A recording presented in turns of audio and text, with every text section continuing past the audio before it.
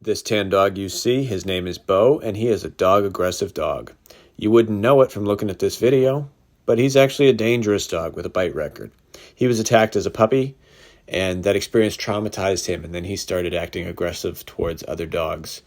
And as he grew up and got stronger, he's now 85 pounds, he was able to break loose from his owner and attack another dog in her neighborhood. He put that dog in the hospital.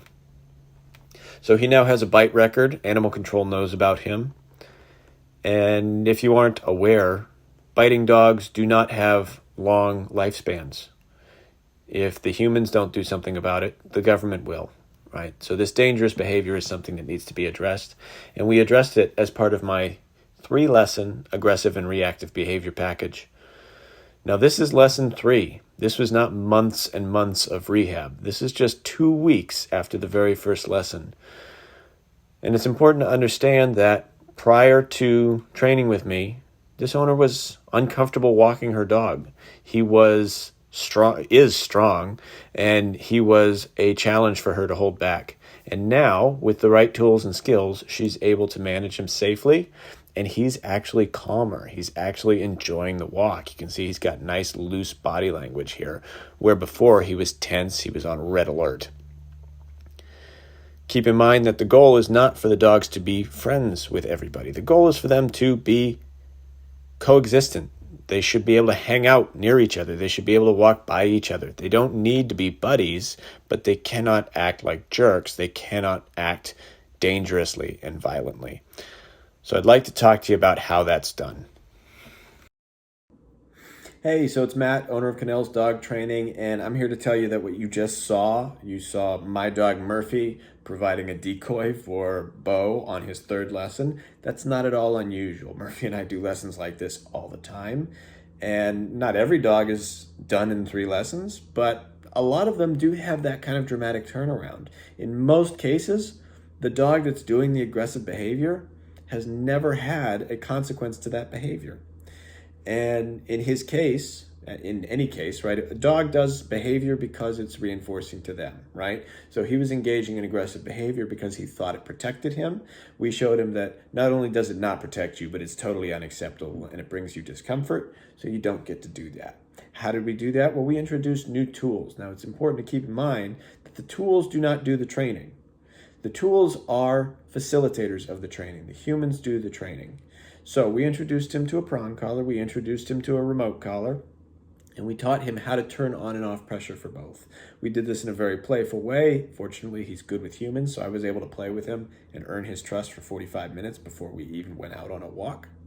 And once he understood the tools, we took him out on a walk and we went looking for dogs, and we didn't have to go far. The very first dog we saw was over 100 yards away, minding its own business, and wasn't looking at him, wasn't making any sound. And Beau spotted him and immediately started to load. Loading is that puffing up and fixating and that really obsessed, really problematic attitude that dogs tend to get before they explode. And that's the moment where we apply a punishment to stop that behavior. The punishment has to come in that moment, because if you wait too long, the dog is already exploding. They're already in drive. They're not going to feel anything. They're not going to care. And you can just irritate them more. So you want to stop that behavior cold. And by doing that, I never even saw Beau explode. We didn't have a single explosion the entire time I was training with him. And he learned very quickly that I don't get to do that anymore, I guess, because we saw a couple other dogs and he got the same result from starting to puff up. And very quickly he started to look at me instead of staring at the other dog. And as soon as I get that change, as soon as I get the dog caring what I think on the other end of the leash, that's when I start marking and rewarding.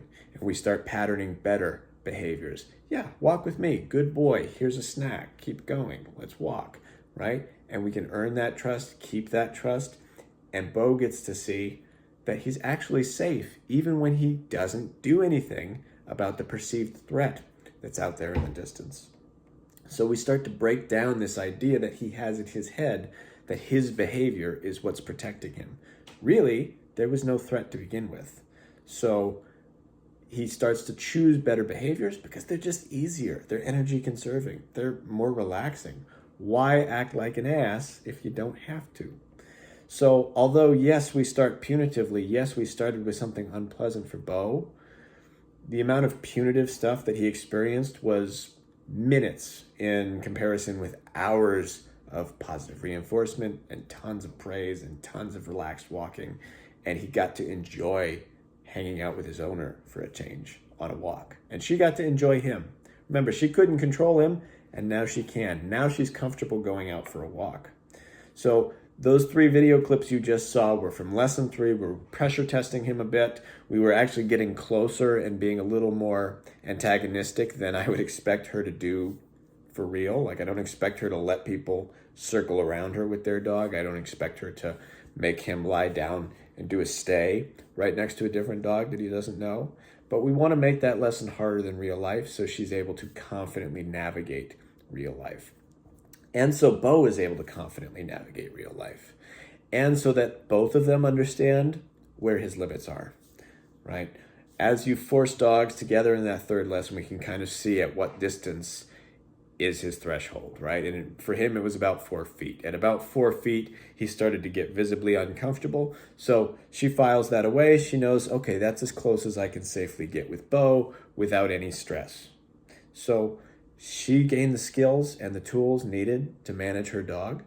He gained the skills and the emotional state needed to control himself and actually start to enjoy life again. And now they're a team that can walk together and enjoy each other's company without terrorizing the neighborhood. We took a dangerous dog and we made him safe, and they're both better off for it. Again, these are not at all unusual results. You can do it too. You just have to be able to share feedback for your dog. 100% of the feedback, good behavior and bad behavior. All right?